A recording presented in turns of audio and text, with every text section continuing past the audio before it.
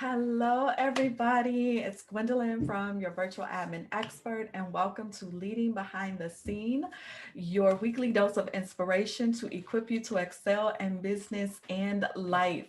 Real quick, I just want to share with you about the Mastering Your Success Mastermind. It is for women CEOs. So if you have been in business less than 5 years, then I am talking to you. If you want clarity around your next steps to crush your goals, if you're looking for tools and tips to show you how to systematically grow your business, accountability to keep you from procrastinating yourself to death, and time to work on implementation and execution, then go over to masteringyoursuccessmastermind.com and get your application in. So, we are still in the holiday season, and while this is a very merry season for most of us, for others, it may not be so merry. And so, it can be a season of remembering a lot of the loss that we've endured. And so, we want to just provide some comfort for those of you during this time, and we're going to continue the conversation on grief.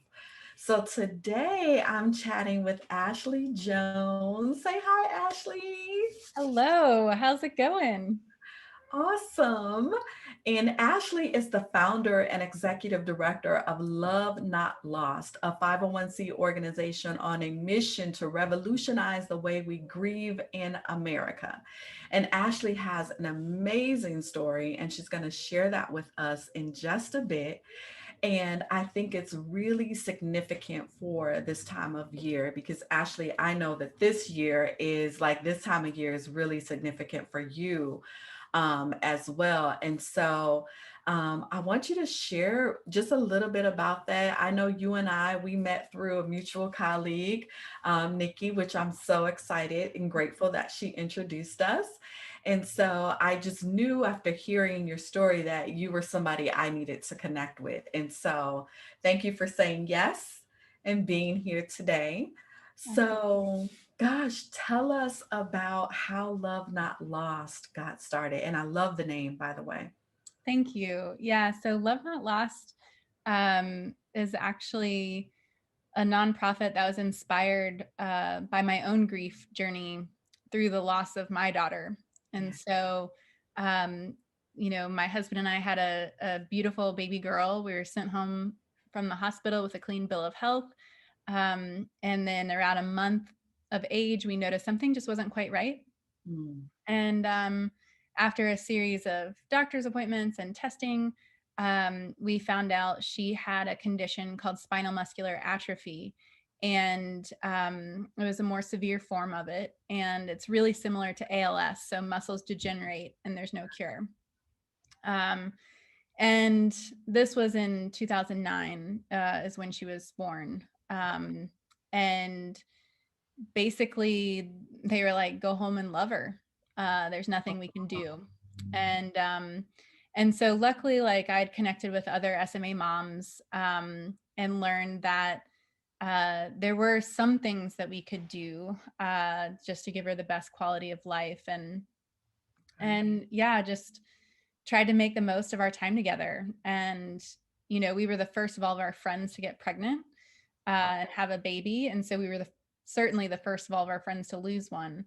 Yeah. Um, and that was a hard place because a lot of people just disappeared. They didn't know what to say. They didn't know what to do. And so they didn't show up, and they just let their fear make their decisions, and, just Wow. kind of disappeared. But I will say we had some incredible friends and family and community, and really even strangers who learned about our story and, did show up. And those people made the difference. And so Yeah. as one of our friends gifted us a professional portrait session, uh, and the photos that I had, especially once Skylar died, um, those photos were such a tool and a gift in the grief and healing journey that I wanted everyone to have the option and the opportunity to have photos of their loved one, especially if you know that their time is cut short. And Yeah. so yeah, that led me to start Love Not Lost, with just this mission to celebrate life and preserve memories while we have it. And so we started off photographing people facing a terminal diagnosis for free, no cost to them. And as we were serving these families and showing up for them, what I realized is that my story wasn't unique. There Oh, were a wow. lot of people who were experiencing the same type of losses in their community, where friends were just disappearing. Oh, Coworkers would avoid them or whatever. And I realized that this need for education and empowerment was huge, because if someone's already facing a situation where there's suffering, like a yes, terminal illness, yes. the last thing they need is to feel alone in that. And Brene Brown shared something in one of her talks where she said, the absence of love is suffering. And that really struck a chord in me, because so many people already are suffering because of their circumstances. And if they don't feel loved, that is additional suffering. And so our goal as a nonprofit is to really love people well and support people in grief, because they're already suffering, right? Yes. Um, so what we realized, and as I was speaking more, I speak at conferences and companies and retreats and all that, people would come up to me afterwards, after I would speak, and say, oh my gosh, I have this friend who lost someone, how can I help them? Or my coworker just lost their dad, what can I do? And that really like was an awakening of like, okay, so it's not that people don't want to help, they just don't know They how. don't know how to. And so with Love Not Lost, we have created support tools. We have empathy cards. We have a tool called howcaniloveyoubetter.com. That's a website where you can just simply ask someone, hey, I know you're going through a tough time. What are the ways that I can tangibly show up for you right now? I And it love has customizable options and a calendar plugin. Like, it's a great tool. And yeah, and then again, with the corporate side of things too, like coworkers not knowing what to do, bosses not knowing what to do. Like, I would have it's like, C-level executives come to me wow. and just be like, what do we do? We have a team member who just lost their spouse. Like, what do we do? And then I would hear of families that we were serving saying, hey, I think I'm about to lose my job because I've missed so much work because my spouse is on hospice. How do we reconcile that? So the Yeah. last program we're launching is our corporate care program, and we have an online course for grief and empathy training, which is super cool. And our mission has expanded to revolutionize the way we heal in grief, and that's pretty much what I we do. love that. Oh my gosh. So amazing on so many fronts, right? Because I never really thought about the fact that the additional suffering is when the person doesn't feel that love. And that's typically what happens in a loss, right? You don't know what to say. And Yep. it's like I want to be there for the person, but if I've never lost my mom, if I've Right. never lost my kid, I Right. don't really like know how to empathize with that. And so what do I do? And I know that you've watched people who are preparing for like the loss of a child. Like, oh my God, like what is that like? What are some of the ways that you can comfort them like in that moment? Yeah, I mean, I think like for anyone who's facing loss of a loved one, um, I think it's just important to know that they're not alone, that they're like, when their loved one dies, they're still not going to be alone because you're willing to show up and be there for them. Yeah. And one of the greatest ways to provide support is letting people express and feel all of their emotions to their fullness without wanting to fix them, without judgment, without fear, without expectation, just letting someone be and like holding space for them to just sit with them in it. Because so often, like, I mean, it is like an emotional roller coaster when you're facing a terminal loss of either someone you love or your own self. And so um, one day you could be, hysterical crying and stressed out and a mess. And then the next day you could be like laughing and like having a good day. Yeah. Um, so I think like acknowledging that people are in a really, really rough time and honoring and being honest, right? Like just saying like, I don't know what to say to you, but I love you. I Like love that. I'm here. I'm here for you. And and I think that's why we created the howcaniloveyoubetter.com too, because it's like just a simple way to say, like, I really want to show up, like I want to be there. I don't know what to do. Tell me what to do. And like it's not just a generic like, oh, let me know if you can Right. do things. Yes. I hate that because it's like, Yeah. I may not even be able to find the words to tell Right. you. You know what Right. I mean? Like you're Totally. asking me to verbalize something right now that I'm still trying to comprehend this loss. Yes. So I don't And even have the words to express that. right. And that's the beautiful thing about this tool is because it comes in an email and it's an online form.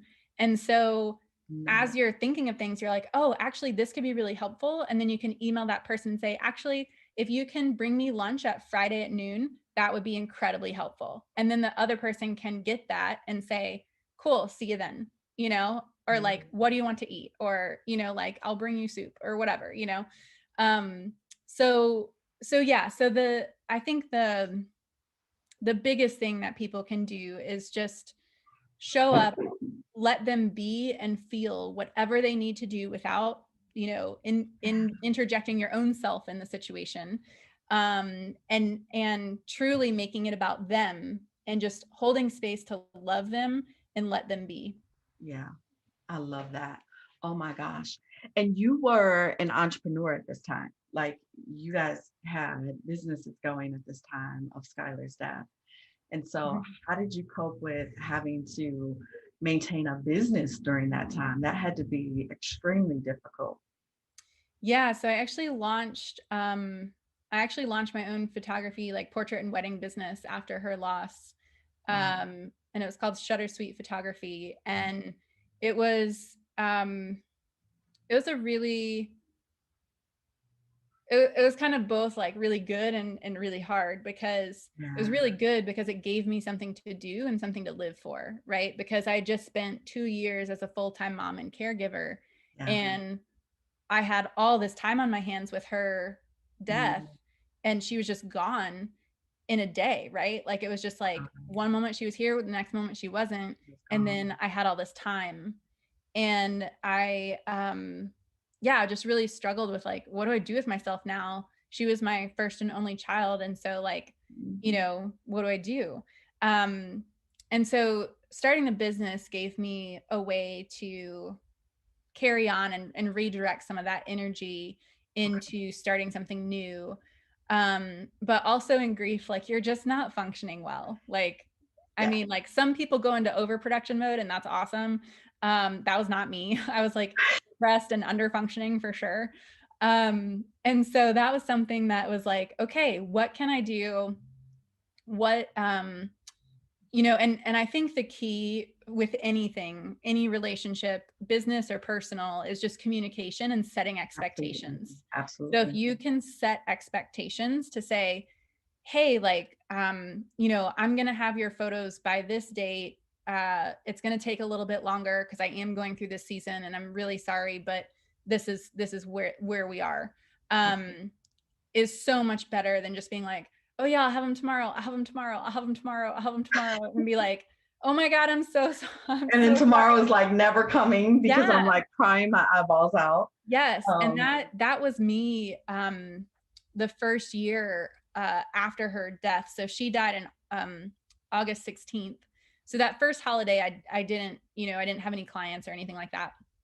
But the second holiday I did have a lot of clients. And there's one wedding in particular I was trying to deliver the images, and I couldn't even open my computer. Like I was just a hot mess. And so I felt horrible because the bride was just like, are you going to give us our images? And I was like, yes, I am so sorry. And again, it's like that communication, like yeah. and just asking too for people to honor your humanness, right? Like Yeah. I'm going through Definitely. a really tough time and like, I'm sorry this is affecting you, but I didn't see this coming. Yeah, And there was no way for me to prepare for how like my I think body that's good. responded during this time.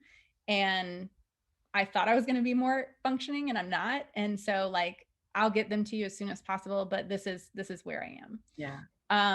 And I think that's like true, when you talk to bosses or coworkers or whatever, to just sit Yep. and don't be afraid to ask for help too and be like, look, like this is a really tough season for me. Can someone help me out?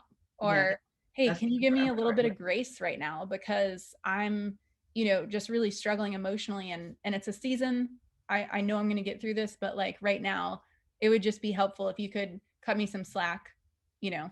And I think that's so important. And I know that these are probably things that you're going to teach in this new grief and empathy program that you have, Mhm. that we have to be able to step up and say, you know what, I thought I was going to be able to handle it, but I can't, and I don't know when I'm going to be able to, because I'm just like having these moments.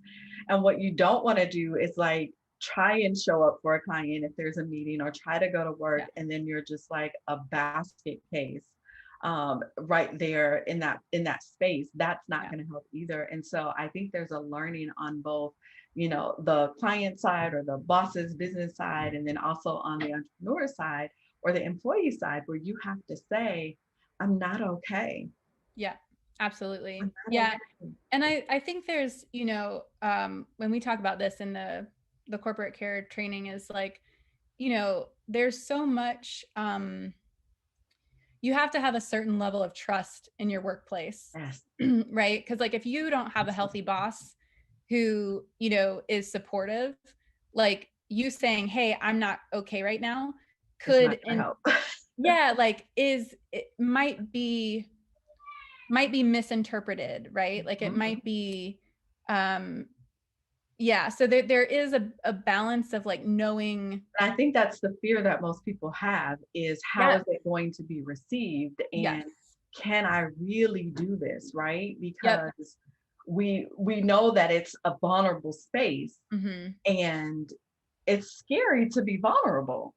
Absolutely. Yeah, and I think that's where like we're really working with executives and company leadership to really establish a culture of caring. Yeah. Where it's like, when you care about your team and when you develop a culture of caring where people are more of a tribe Yeah. and you all have each other's back because it's your company, that's like the family unit. um So true. you don't have to be best friends with everybody, but like knowing like, you know what, I'm going to set you up for success and I'm not worried about you stealing my glory or Yes. whatever, but like I care about you, I want you to succeed, I want everyone to succeed because that's when the company does the best and that's when everyone does their best, is when everyone's Absolutely. succeeding. And so what does it look like to set that culture of caring, to create those Definitely. trusting relationships where someone can come to you and say, I'm having a really bad day, like, Yeah. can you just like take over my meetings, or can I reschedule this or Yeah. whatever. Because I think too, like one of the things that is so harmful is that over, like the old school view of work was Yes. to, emotions do not have a place in the They do workplace. not belong in the Right, workplace, right. So it's like, keep your especially in a corporate personal, environment. They yeah, do not belong in the workplace. totally. Keep your stuff at home. You're coming to work, everything drop at the door. Yes. Um, and that's just not possible. And when you have, especially when you have a life altering situation happening, like a, loved one going through a terminal illness, you Mhm. can't leave that at the door. It It's is hard. a part It's of a you. part of who you are. Right. And so that's where we're really trying to shift the culture and shift the mindset of, instead of trying to um really be fearful and just say, I don't want that. I don't want that, keep it out of the workplace, because I don't even know what to do to deal with that. We're trying to get people to say, you know what? This is going to be in the workplace. So let's figure out proactively how to support people in their pain so that it doesn't have as much of a negative effect on everyone and the company. Love that. And then also too, like making sure our employee or our team member or whoever it is has the best experience possible at work so that they have the space to go home and deal with their problems at home Yes. and feel supported at work so that they can have hopefully more success in their healing journey. I love that. And it's so key. And I know that that's something that people will never forget. Like, Mhm. it's Oh, gonna make them even absolutely. more loyal to your Yep. company or to you as a client. It's gonna make them want to work harder for you and help 100%. you reach your goals. Like, it's something they're going to appreciate and have so much gratitude for Yes. once they come out on the other side of that thing. And so I love the work that you guys are doing Mhm. and applaud it. So before we go, just tell us again, and I know that you shared some great gems with us about having community around you. Are there other tips or other things that you would say to somebody who's in that space right now? Yeah, I mean, I think the most important thing that I want to, hopefully influence people on is listening to their own body. I think so many times we operate from this disconnected place where we are, bombarded with noise all day long. We have external noise, we have internal noise, right? No. Like the voices in our own head. Yep. We just have so much noise, and sometimes that noise is like really uncomfortable. And so we like get on Instagram or go to the bar or, do everything we Yep. Turn can the to TV avoid on. it, right? Like to get Yep. away. And so that is something that I want to challenge people to really sit in the present and listen to your body, because oftentimes our bodies are trying to tell us things, and instead of ignoring them or checking out or avoiding or whatever, if we can listen to them, that is the path to healing. Yeah. And so and we have to take care of our own selves first before we Very, can help other people. And very true. so if you're operating from a disconnected place, or you're hurting yourself and you haven't done the work Yep. to heal, um it is very likely that other people's pain can trigger you, Yeah. to That's where so you're not true. actually helpful. So if Very we true. can, yeah, if we can listen to our bodies, and too, like really listen, like when you're tired, don't just pound more coffee to force Oh yourself to my keep going, gosh. you know? Yes. Like when you're tired, be like, okay, I feel tired. Maybe I should take a nap I today, need to go rest. or go to bed early, or what, yeah, like really listen. And so that's what I hope to help people have more awareness about, is just our bodies really, like, they're designed to heal, and they want to heal and they want to help us heal, but we have to be an active participant with them in the healing journey. I love And that. so, yeah, if we can take some time to be still and listen and create that silent space where we can be present with ourselves, and it can get uncomfortable when things come up, where we have these discomfort, um this discomfort, and also messages that make us uncomfortable. Yeah. But I really believe that if we can lean into those and take action instead of running from them, we will all be much better off. Oh my gosh. Very wise words. And I hope that you guys really tune into what she's saying because it's so true. And our bodies will tell us, like they send us messages all the time. So, very, very true. Ashley, thank you so much for making time to be on today. I really Absolutely. appreciate you. Your story is so powerful, and I know that it's going to touch a ton of lives. And so, for those of you who are coping with grief this holiday Mhm. season, our prayers are with you. And Mhm. we hope that tonight has given you some hope so that you know you can and will get through this. You are not alone. Definitely share it with anybody that you think would benefit from this message. Leave us a comment, takeaway, tell us what, stuck out the most to you. If you have any questions or tips, drop them in the comments. We'd love to engage with you. Be sure to follow me on Facebook, Instagram, and Twitter at Your Admin Expert, and subscribe to the email list on yourvirtualadminexpert.com. Ashley, how can people connect with you? Yeah, that's a great point. We are also on social platforms. So it's at lovenotlost.org. Love it. So Twitter, we're not so active, but Instagram, Facebook, absolutely. And then our website is lovenotlost.org. And you can sign up for a newsletter. We don't spam your inbox. It's genuine communication.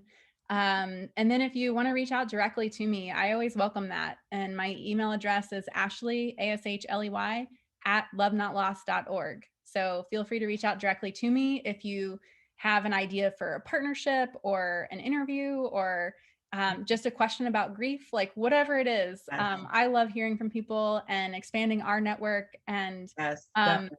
it really does take a village to run Love Not Lost. And so, yeah, we would just love for you to join us on this mission to help people heal and grief.